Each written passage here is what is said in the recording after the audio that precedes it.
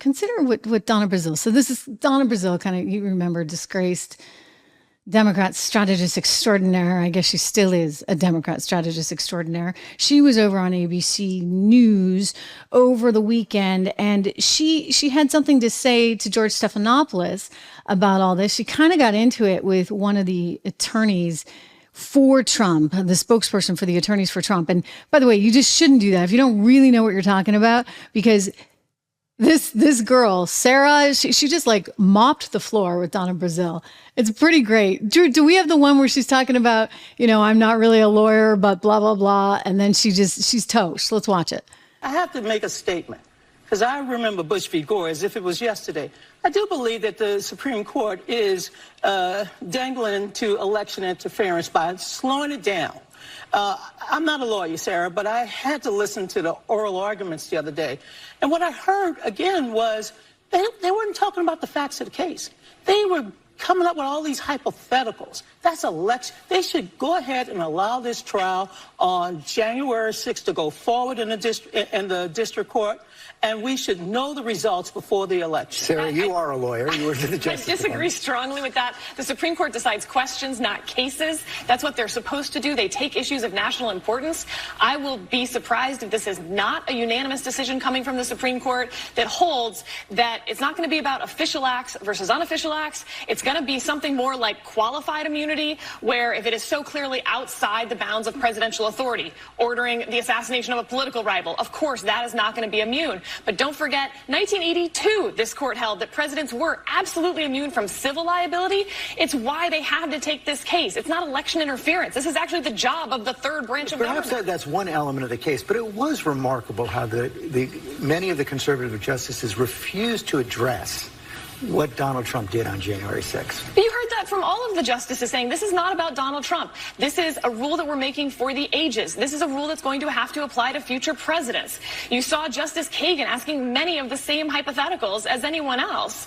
So that's why I think this will be a unanimous decision. And I think people took snippets from that oral argument, not understanding that's how the Supreme Court does this. They don't make a rule for this case. They make a rule for all of the cases. You can still argue the timing. I mean, the District Court of Appeal rendered its decision in February. Jack Smith said all along, the special counsel back in December, go ahead, make the decision. And they're dragging their feet. If this had been a normal case, Donna, they would have put it on the merits docket for the next fall. Is democracy denied? I mean, that is what's at stake here. Selena. So now, the talking point is that this is somehow election interference by the Supreme Court of the United States of America, ladies and gentlemen. Think about that. Think about that. So it's almost like the Hunter thing. It's like, oh, you know what? They're coming after Hunter. I'm going to go on offense. I'm just going to sue Fox News.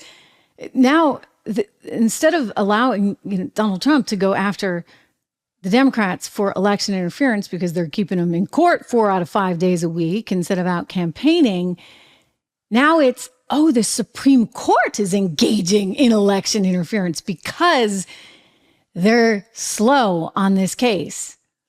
Well, perhaps they actually just want to decide the case fairly, accurately.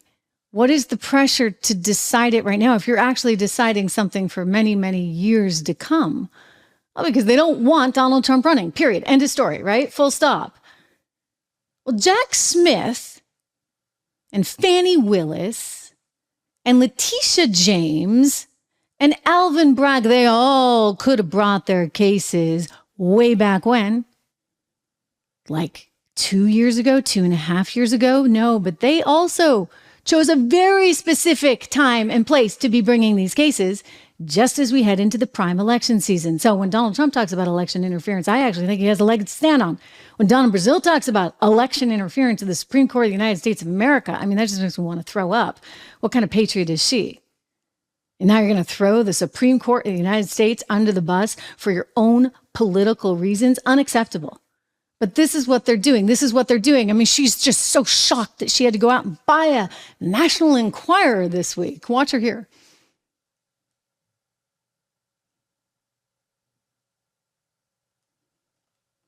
We have some sound of Donna Brazile. Let's see if we can pull that up. Donna Brazile talking about how she had to go buy a National Enquirer this week.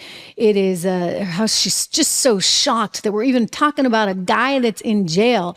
How could that ever be possible? We get some guy who's in jail or should be in jail in her estimation, how he should be in jail.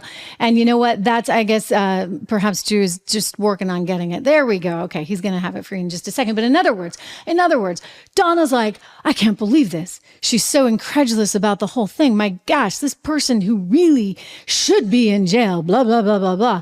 He's running for office. Here we go. Take it away, Drew. Donna, as you've worked in several presidential campaigns, it's hard to wrap your head around a presidential campaign that is playing out in criminal court.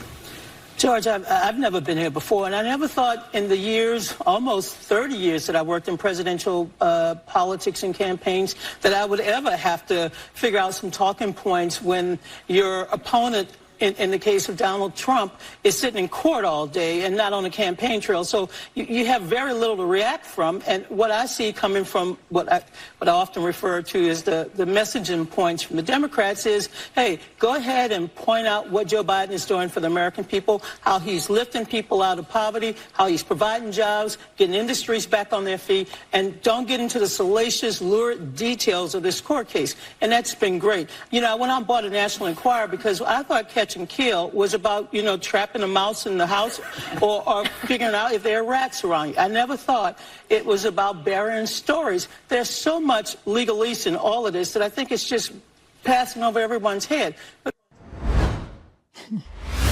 Do you guys miss her on the 5?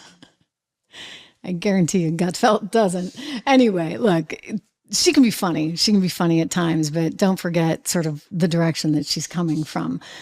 Here she is saying, oh, I'm so shocked. I mean, I just can't believe this. This is a criminal thing, this, that, and the other.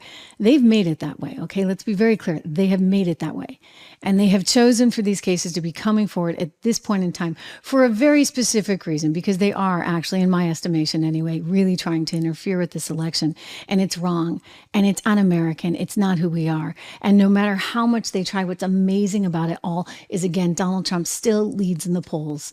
So you guys, you know what? You can try and influence this in however many different fraudulent ways you want. I think at the end of the day, American people are going to come forward and say, we want a better country. We want better policies for ourselves and for our children and for our grandchildren. So that'll be the day of reckoning. And then you got to wonder, will they buy that? It's a fair question.